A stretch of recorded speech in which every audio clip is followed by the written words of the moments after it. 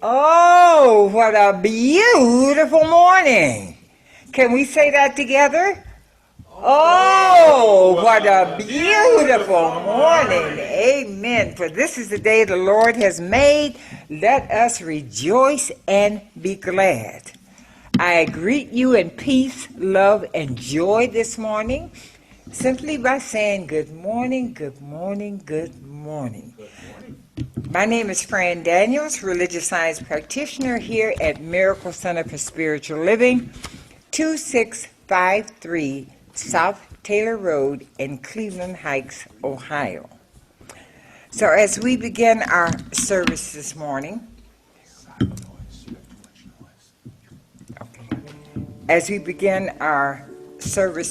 we always put God first, and I invite you to simply join with me as we see what God is doing in this morning's service. Simply relax, become still, go within. Go within to that space of perfect peace, perfect love, perfect joy. For we realize that there is but one life, and that life is God. That life is perfect, that life is whole, that life is complete. And that life is my life now, the life of each one within the sound of my voice, the life of those that have joined us on Zoom or telephone. In fact, it is the life of every living thing in this universe. For God is, out of itself, from nothing, the earth was null and void, and Spirit said, let there be, and there was. There was light, there was heavens, there was the earth, there was night, there was day, there was man, there was woman. Every living creature came forth from that infinite, magnificent Spirit which we call God. So we know God is here this morning, doing its perfect work, blessing all those that partake of the service, blessing those behind the scenes, blessing the ladies that serve us refreshments after service, blessing our musician, blessing our tech man in the form of Chris, blessing me, blessing you, blessing everything in this universe. That loving Spirit that only knows magnificent good, that only knows peace, only knows joy, only knows happiness. Yes, God is in this place. Blessing, blessing, blessing. And as it moves forth, it blesses our Board of Trustees as they handle the business of this church. And this morning blesses our mouthpiece of Spirit in the form of Reverend June Clark as she brings us those magnificent inspirational message from Spirit, in Spirit, to Spirit. So I bless everything that takes place this morning. I bless each one of you. I bless this universe. I bless all, for it's all God. And if you're in agreement with the words that I have spoken, that I have blessed this morning, simply affirm with me. And so it is. And so we let it be. Amen. Amen.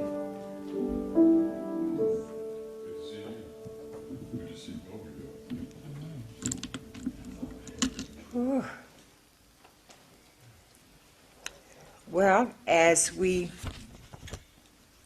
turn our attention to our program this morning, the affirmation is, I wake up to the truth of Spirit that I am. Now that's powerful. I wake up to the truth of Spirit that I am. In our monthly theme summary, this we'll look at now. We have accepted the media and cultural conditioning hypnotized so we can free ourselves from reaction into authentic action. In the third week, we remember and stand in truth. I like that. Stand in the truth. Today's topic, songwriter Bob Welch, while he was with Fleetwood Mac, wrote a song called Hypnotize. The last verse closes with, now you know it's a meaningless question to ask if those stories are right, because what matters most is the feeling you get when you're hypnotized. Don Miguel Ruiz refers to it as domestication. New Thought refers to it as the collective unconscious. It is the collective dream in which we are all so enmeshed that we don't even know it's a dream. All around us, we are being called to wake up. Let us say yes, even if we'd rather stay hypnotized in the dream, because it feels so good. Living is easy with eyes closed, misunderstanding all you see. John Lennon. In our Science of Mind point of view this morning, our foundational principle of oneness and the attendant practices to establish ourselves in greater knowing of this principle support us in awakening from that dream. It is challenging.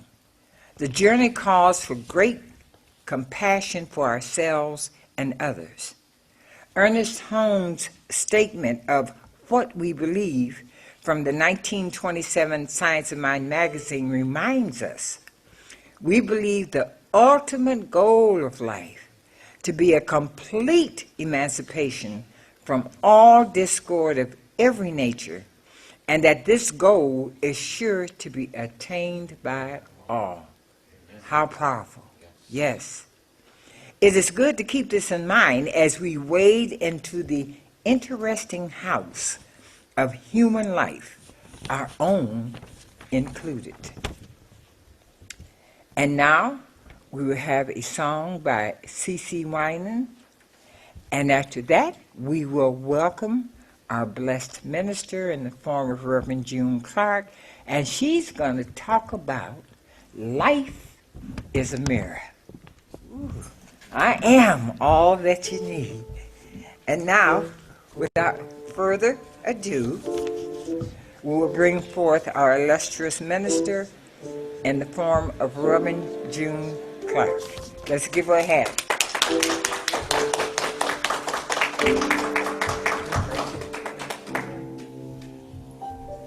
Good morning. Good morning. How are we? Wonderful. Good. Good. Hello. Surprise, surprise. Good to see you back. And good to see everybody this morning. Oh, my goodness. I was beginning to wonder because when I came down the aisle, it was me and Fran and Jerry and Chris. And when I look up, God blesses, of course. So here we are on the second Sunday of July, and it is a wonderful and beautiful and glorious summer day, feeling like spring, but a summer day here in Cleveland. So I say hey to everybody, and let's get started this morning. So life is a mirror is what I gleaned from the overall beginning topics for today and the theme for the month. So it is time to wake up. It's always time to wake up to something that's going on in our life. Seems like between now and when do we vote? October, the big voting, that all of a sudden everybody wants us to be awake and aware of certain things that are going on in the national life, which we should be aware of anyway. But for us every day, as I was putting my thoughts together for this, every day there are things that I ought to bring my attention to, and to this first line here under life is a mirror. If we recognize that life is a mirror, then the first thing to do is not wrestle with the mirror, but change the source of the reflection. And I can very well agree with that when I really stop and do it. Not sit and mope around because something doesn't look as if it is the way that I want it to be. And you know, a mirror is not really an accurate image, because it's opposite. It's opposite of what really is. And every once in a while, when I'm trying to do something and I have a big mirror in my bathroom, and then I turn my back to the mirror and I get another mirror and I'm looking at it from this side and I'm looking at the mirror over there, and I'm trying to comb my hair, and when I want it to go left in the mirror, it's to the right. And then when I try to take it to the right, then it looks like it's going to the left. So it's obvious that a mirror is not the true picture of what is. And in our living, in my living, sometimes I just have to stop and slow down and really look at what is being reflected back. And if you have the courage and the strength of your own personal convictions, you can look at yourself, look at your life, and not just gloss over anything that seems a little distorted or something that seems a bit off kilter. Just look at it and say, I wonder if there is another way to recognize what is going on with me. So therefore, we can change our own perception, not allowing others to bring in their perspective, so to speak, which is fine. That's fine. But not outweigh or not subvert what you really feel is correct for yourself. So we say here, then we realize we're not even perceiving the mirror clearly, but looking through our filters. What are our filters? Well, I think the filters started the day you were slapped on your bottom and obviously made a noise. That's when, well, I shouldn't really say that because I don't know. I don't know if that's when our world was perceived or not. I don't know. There are studies and there are indications of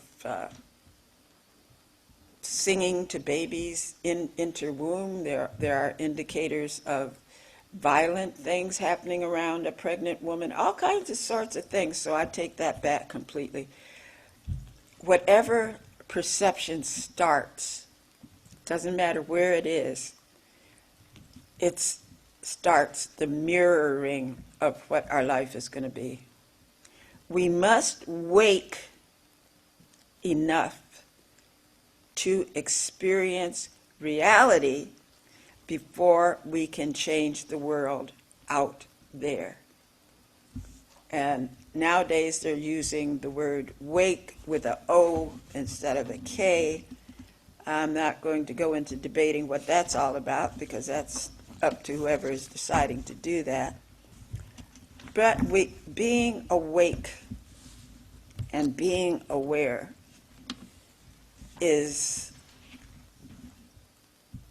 what every single one of us must strive to do, strive to be awake, not glossing over what is going on. the negativity appears, maybe it's just me, the negativity appears to be so much larger, take up so much more time to figure out, what am I going to do about that? What am I going to do about this? Or look at that, that's going on. Oh my goodness. Rather than, oh, I'm so blessed. Thank God, literally. Thank God that this is happening. Oh, I appreciate that so much. Things that are done for us and by us. Be aware, be awake enough to experience what you are experiencing. Because it never stops. It just goes on and on. My cup runneth over. And glory be the happiness, the joy of life, the ease and grace of life runneth over. So does what appears to be negative. But strive to make the ease and grace and the joy and the harmony and the peace and the silence and the givingness that you're receiving, make that the larger excitement of what is going on in your life. And if there is the other side, what I feel that we can do, and perhaps this week's lesson will help you realize to do, is not to skip over, like I do the peas in the chicken pot pie, the peas and the carrots go over there. The chicken and the potatoes and the gravy and the crust, oh boy, that's good stuff. Don't nitpick about the negativity. Look at it, and June, the carrots and the peas are so good for you. My father said, carrots are good for your eyes. And it is obvious I wear glasses and have since I wouldn't eat my carrots when I was a kid. Now look at it that way, because sometimes if you look at what appears to be negative, you can take your commitment to yourself to change what's showing up for you, at least how it is showing up for you. And enjoy, or take a little bit and not make it the drama. Have the happiness and the peace and the prosperity and all those good things. Make that the priority. But also take care of, we'll just say, the stuff that comes up. Take care of it. Don't let it build and build and build and come to the point where it is beyond what your comfort zone will allow.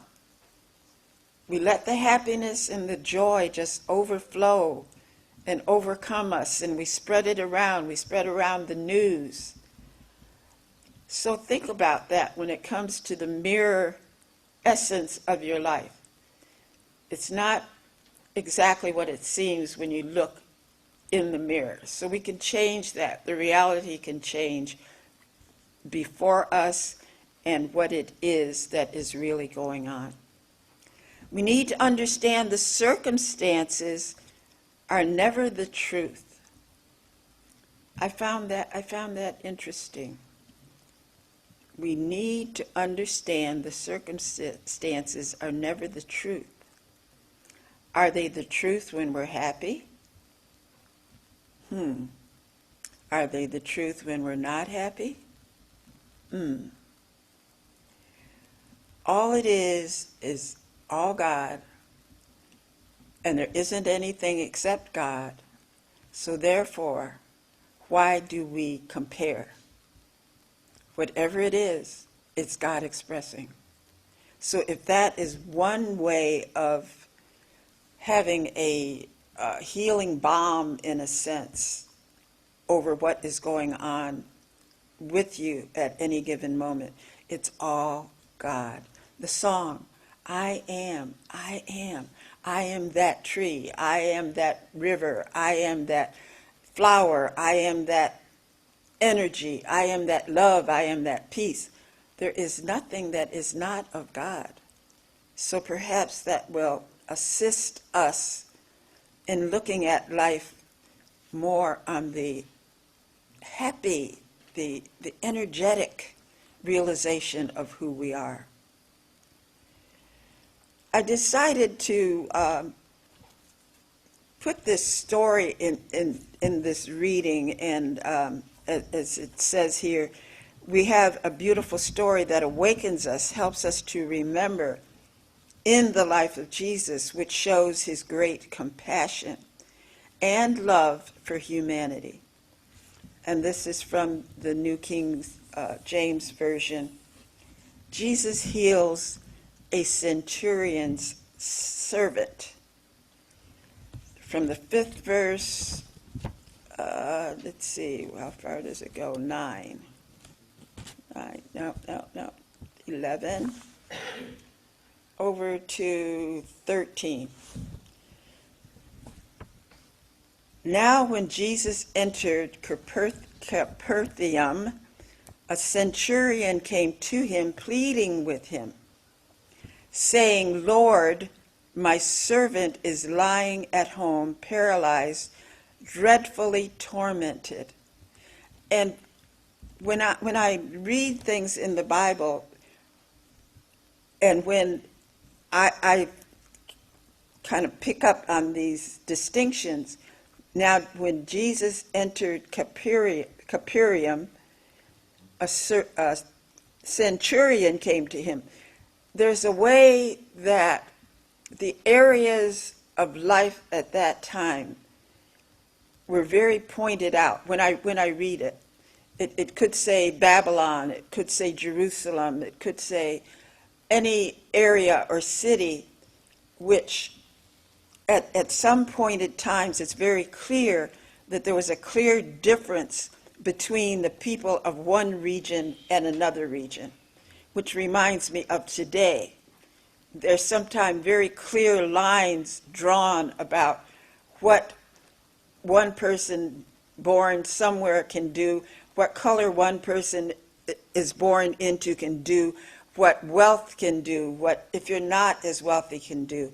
And that's the sense that I get from the Bible when it's very specific about where a person is from, dealing with a person from another area. So this man is a centurion, which, again, in reading it, gives him a upper level. It's important enough to name who and what he is, where he's from, and then he has a servant under his roof, which of course, not of course, but tends to give one the thinking that this man is wealthy enough to have a servant, and he is compassionate enough to have this servant under his roof. But only should come, let me start again. Lord, the centurion, let me start again. I am very sorry. The man is dreadfully tormented. Okay, here we go. And Jesus said to him, I will come and heal him, which to me indicates whatever the parameters are of the person that comes to him, or the person that the centurion is seeking assistance for, Jesus does not say, well, should I go into that territory? Should I go into that man's house? Should I not heal that particular type of person? That's what I get from these words that are shared and spoken, and the consciousness of Jesus the Christ to put aside any differences that others might feel or give reason why he should not do what is asked of him. And Jesus said to him, I will come and heal him. The centurion answered and said, Lord, I am not worthy that you should come under my roof. Again, giving a distinct appearance of the centurion realizing that for some reason he wouldn't expect the man Jesus to come into his house. So his consciousness is of faith, is true to himself, is true to the laws that he knows as a centurion. But only speak a word and my servant will be healed. Thinking back to ourselves, my cup runneth over. What does it run over with? Negativity, positivity, or wrestling with which part of the cup it's coming out of and what it really means. My servant will be healed. For I also am a man under authority, having soldiers under me. He has stated the awareness of the importance that he has. He's stating the awareness of the power and the energy of the Christ consciousness. What do we do? Whatever you do, you do. Whatever I do, I do. But let's think about looking toward the Christ consciousness within us and analyzing, or not, maybe not analyzing, but just accepting the truth that I am is the factor here, and not get so hung up on what we need to do, because there's really nothing for us to do except to recognize the fact that everything that occurs is God expressing. And I say to this one, go. Like, don't tally. Don't waste time standing here. Go. And the man goes. And to another, come. And he comes. This is the centurion. He can say to someone, come, do this for me. Go. I want you to do that. Or just go away. And to my servant, do this. And he does it. He recognizes his own power. Do we recognize who we are? We are divine expressions of God. We have the power to say come and the power to say go. I'm not going to define when, how, where, what, why. We have the power. We are divine emanations of God. When Jesus heard it, he marveled when he heard the comments of this centurion. I have not found such great faith, not even in Israel. Again, naming a place, naming a people who are in the Christ mind or Jesus mind, who are the chosen ones, who are the ones who believe. And Jesus says he has not heard that consciousness, even in those who are supposed to be the top believers, so to speak. Where do we put ourselves? Are we always questioning? Are we always worrying? Are we always wondering, when is it going to happen? How is it going to happen? Who's going to do it? We don't need to do that. And I say to you that many will come from east and west and sit down with Abraham, Isaac, and Jacob in the kingdom of heaven. Everybody's going to come together, no matter what, no matter from where, no matter how you dress, no matter what you look like, no matter who you are. The consciousness is going to be one. but the sons of the kingdom will be cast out into outer darkness. But the sons of the kingdom will be cast out into outer darkness. There will be weeping and gnashing of teeth. Is there not that truth today? It's been many, many, many a year since Jesus spoke these words. Weeping and gnashing of teeth still going on. Then Jesus said to the centurion, "Go your way, and as you have believed, so let it be done for you." Again, what do we believe? Sometimes it takes a really sad, tragic, maybe not even that, maybe just something that goes against our ego, something that goes against our personal demand, that we quit and we turn and we forget that God is all there is, and we heap and we weep and we gnash our teeth and nothing gets done. Just drop the shoulders. Put the hands in a prayer position. Maybe that will help you remember that God is all there is.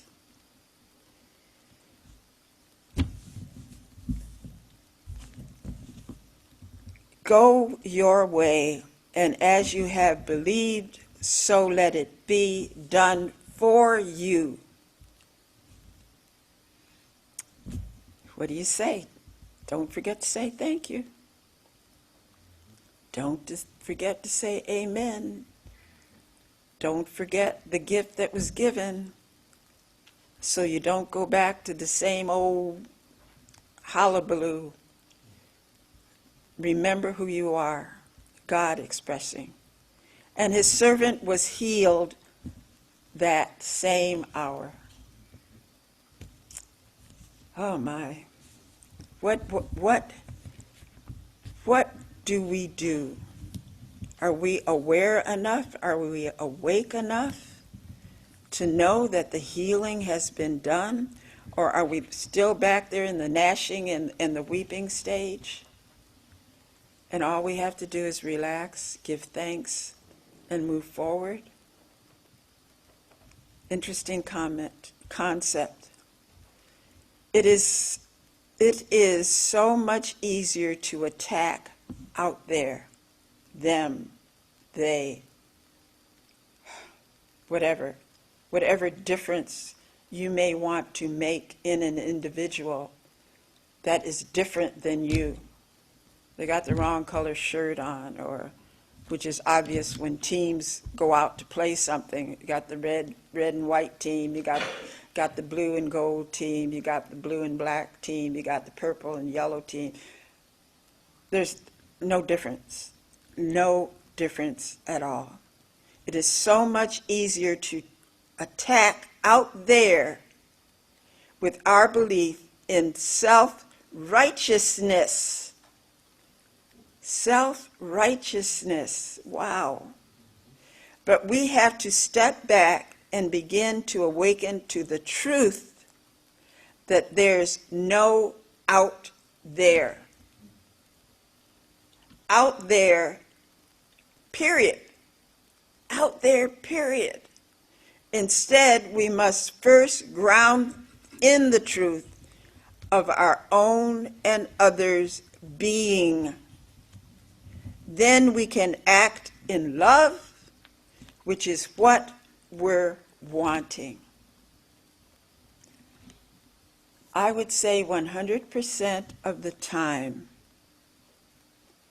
when a person slows down enough to either call a practitioner, call a minister, call a prayer line, pick up a religious book, and look for an answer, it's because they have a very deep question. I'm not going to say what the question is, because how to cross the street can be a deep question for some people if they are unable to see or hear, all the different things create an issue for everybody. I'm not going to say one is greater than another, but I will say when it gets hot enough, when the seat gets hot enough, you get up and you start doing something.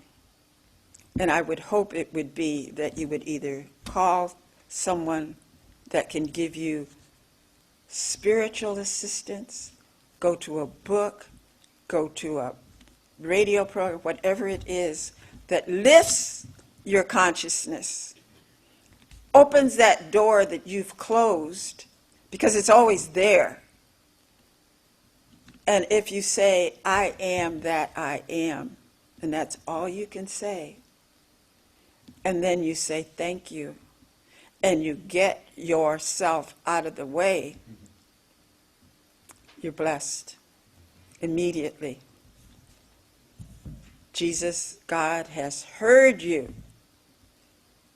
The weeping and the gnashing, that's okay too. I weep many times, and I gash, whatever you want to call it, my teeth, grit in my teeth, many times, but not as many times as I used to, because I do believe, and I do remember, and I do move forward. And if that is not the truth of your life, I would like you to, every once in a while, just say, I am that I am. And think about Jesus and the centurion. And I have many references written down here, but I can read them off to you in a little bit, but not right now. So the power of your word.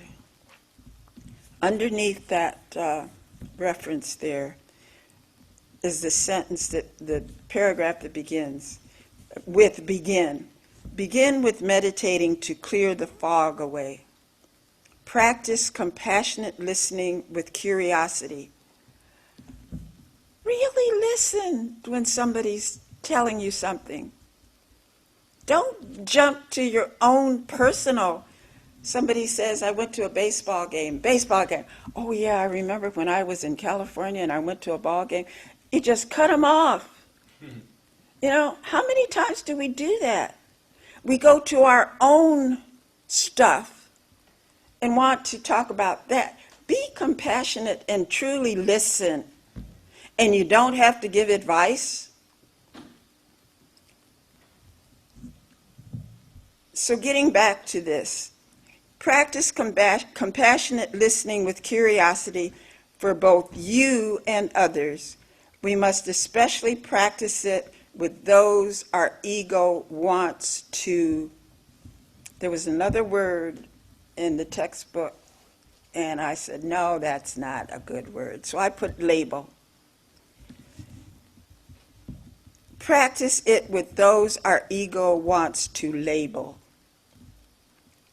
And what I want to do for just a few minutes, and then I'll give you some of these other references, I'm going to read the power of your word.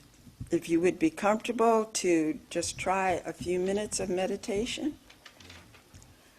to just relax your body first in the chair.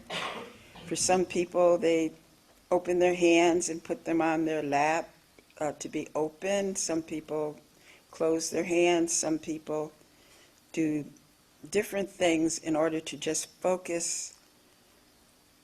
And if you would be comfortable doing that and not reading your bulletin, just to sit with your eyes open or close your eyes. And we will use these words as a very brief time of meditation. And this is to consider just acknowledging the power of our word. I'm not going to take a long time, and if you want to practice at home, maybe speak this into a tape recorder, or just make up your own words as you go along. If you want to do a meditation, just bring it up from your heart and your mind. So at this time, if you would dim the lights just a little bit, Chris.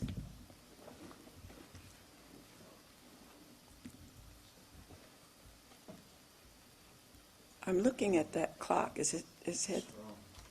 It is wrong. Yeah, that's good. How much time do we have? It's 11:13 right now. Okay, thank you. All right. I just sighed. My shoulders came down a bit. Just take a deep cleansing breath. Inhale and then exhale. Again, inhale and exhale. And as you hear the words that I speak, just relax and allow them to go in your ears, into your brain, your mind, and your heart, and just relax. The word is a mighty power.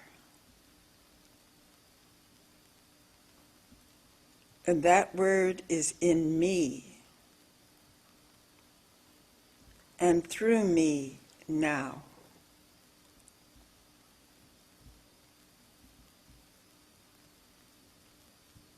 That word is in me and through me now. My word is one with the all good.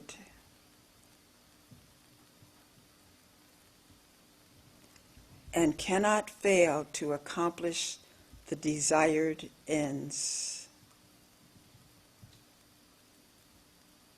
My word is filled with the all good.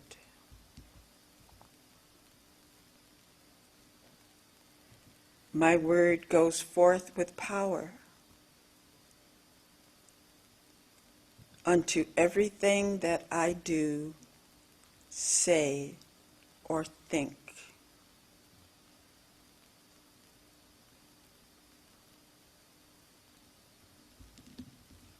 Power unto everything that I do, say, or think.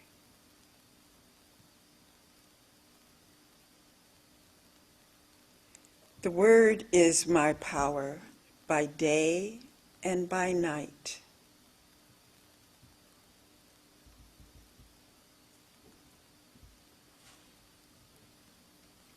The word is my power by day and by night.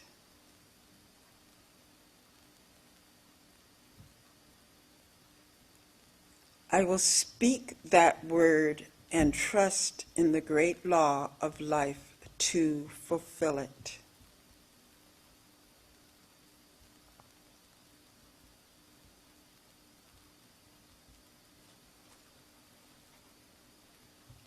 I will speak that word and trust in the great law of life to fill it.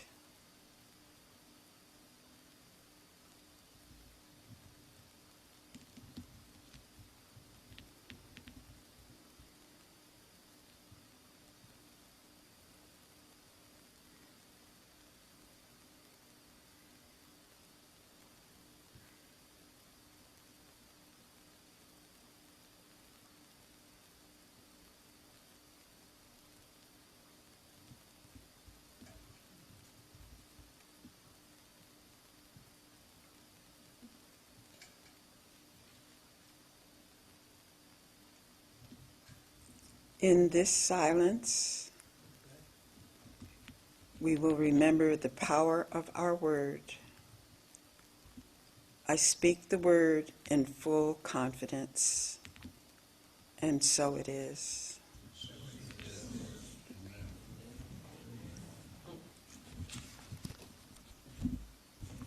Oh, thank you for sharing that quiet time with me. Let's see how much time we have. It's 11:17 now. 17 after. Okay. I'll go back to a few of the references now. I thought I was looking at the clock as it was moving in the wrong time. Let's look at page 435 in the Science of Mind textbook, if you have it. And it is the third paragraph. And his servants was healed that same hour.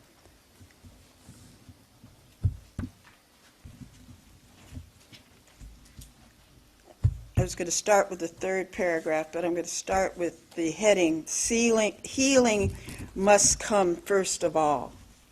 And that is the second paragraph from the teachings of Jesus.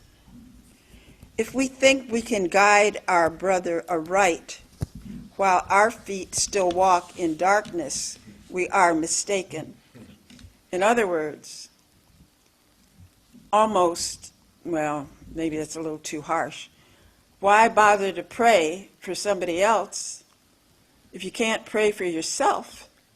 And certainly if you don't believe in what you're praying about. So as was the example with the centurion and Jesus, centurion knew what his question was, and he was sure of the answer. Jesus knew what the question was, and he was sure of the answer.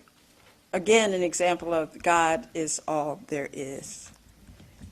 We must first clarify our own vision, then we shall become as lights, lighting the way for others. When someone sees you after they haven't seen you for a long time, and they say, "Oh, you're looking good," and you might think to yourself, what in the world have they been doing?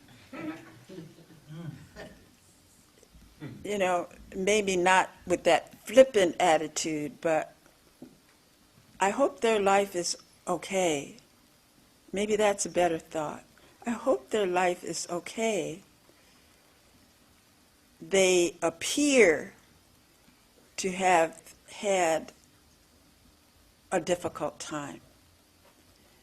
And then your compassion is to be a good listener, not to ask a lot of questions, but to be a good listener and to give thanks for how, you know, the ego's not all bad. Feel good about how you look to them and how you feel and how you are. If you want to call that having an ego, I don't care. But be happy. Be glorified in God within you, that this is your truth. And that when they say you're looking good, they recognize that. And what do you say back? If you don't feel that they're looking good, it's good to see you. I mean, if that's what you see, if that's what you feel, it is good to see you.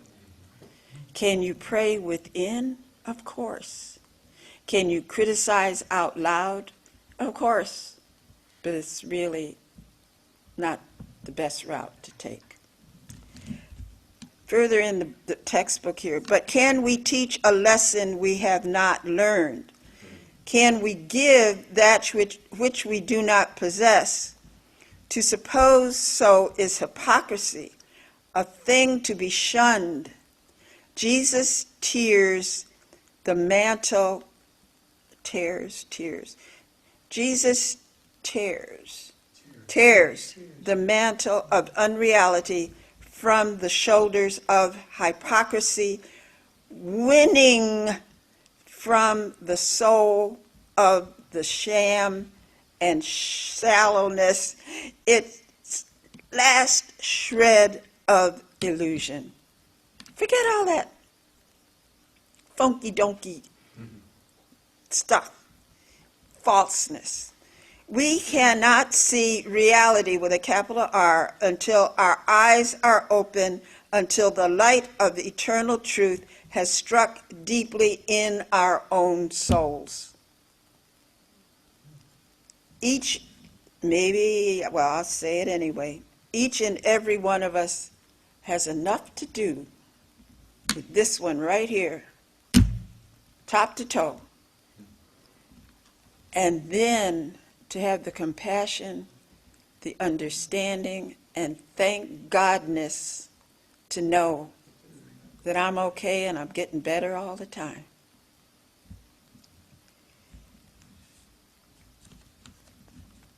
We now come to a definite teaching regarding prayer. We shall receive that for which we ask. It shall be open to us when we knock, and we shall find that for which we are searching. This technique implies the definiteness of spiritual and mental work. Have work to do. Work's not always hard. Work's not always easy. Work's not always easy to come by. But there's always work to do. Somewhere, somehow, something, always work to do. So we have that little call to action if you want to try meditation. Just brief meditation, just sitting down, putting some ideas in your mind, letting them ruminate. Extend the time or not. Just sit down and be still or lay. The big they in the sky, don't recommend laying down because you may be so peaceful that you drift off to sleep. But just try sitting and having a quiet time in your own heart and in your own way. So we're going to listen to The Man in the Mirror, and it's done a little bit differently, and then we'll do the closing prayer. Oh, as we breathe all these wonderful words in, breathe it into your heart, to your soul, to your mind, the oneness of God.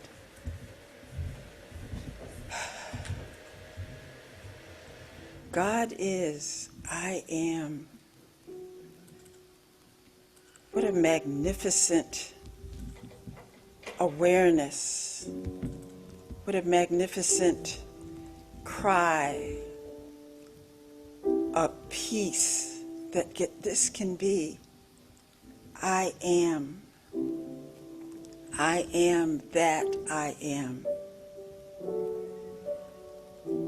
I am 2 words. How many words can we express that in? How many ways can we behave from our truthful, honest, loving, prosperous consciousness to demonstrate I am that I am. No thought, no formal written up prayer spelled out in gilded letters or typed out on a piece of paper or written in blood or anything else. I am that I am. It's enough for all that is 2 words, I am. Enough, because there is never any lack or limitation within any consciousness of any being or anything. What a wonderful, wonderful wonderment. And as we each know this, use it. Use the gifts of God within us. If you see an example of something that is not spiritual in your eyes, in your truth, in your beingness, in your living of the science of mind principles, if that's what you're following, if you're living within the biblical principles, if you're living within the principles of Hinduism, Judaism, whatever it is, just know the I am is of each and every one of us and everything. Choose to bless and not, we won't say, choose to bless rather than be negative. Choose to bless. Choose to give thanks. Choose to accept. And when you accept, to truly believe what you accept as the spiritual truth of your life. And your life, my life, and somebody else's life will be better and better and better, because the prayer is not only for oneself, it goes into the universal mind of God and therefore is shared amongst us all. So be the centurion, be the Jesus, be the heart of hearts. And at this time in our country, and the countries of the world, the peoples of the world, there are groups that want to save the whales, save the animals. We're an animal, we're a whale, we're all of it. We can save what is not our species, but first we must save ourselves. Be the saving grace. Again, be the centurion, be the Jesus Christ consciousness. I bless all those within the sound of my voice this morning and beyond, and let us each move forward in our lives, in our consciousness, knowing that we are just, what is that just came through my mind? Climbing up the ladder, climbing up the ladder. We cannot be anything except expanded in the awareness and the truth and the joy of life. Giving praise and certainly giving thanks for all that is. I bless what has been. I bless what we know each and every moment in the now, and I bless the future and today and right now. We say, and so it is. Amen, amen, and amen. And it's all yours, friend.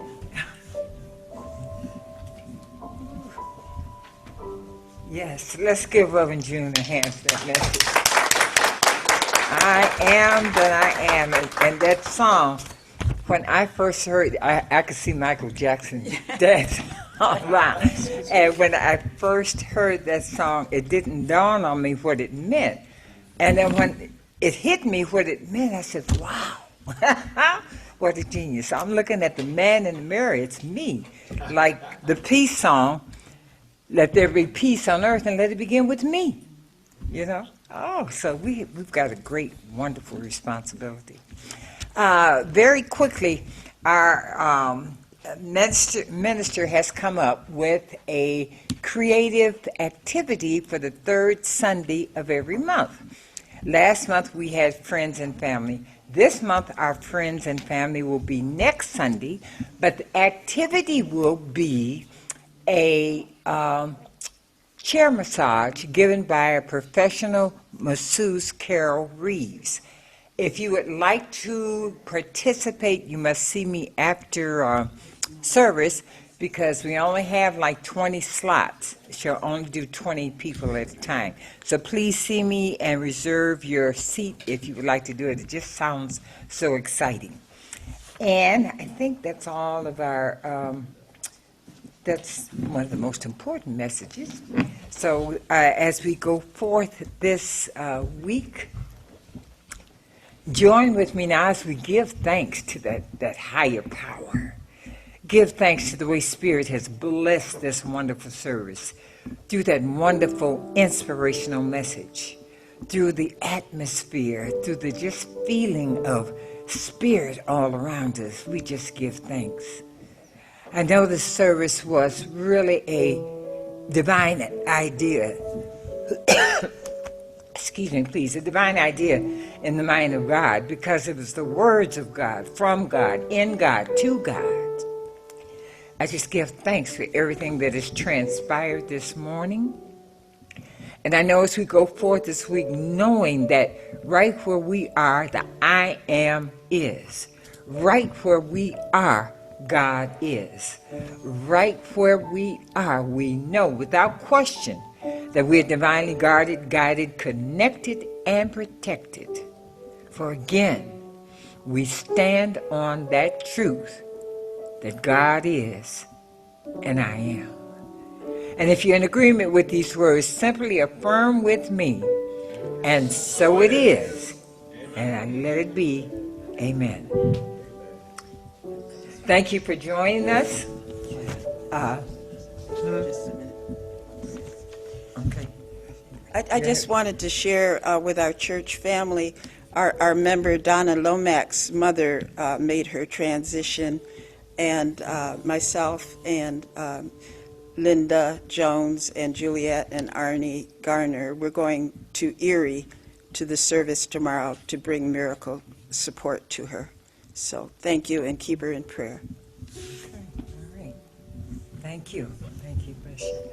And now we'll circle up and sing the peace song. Have a blessed week.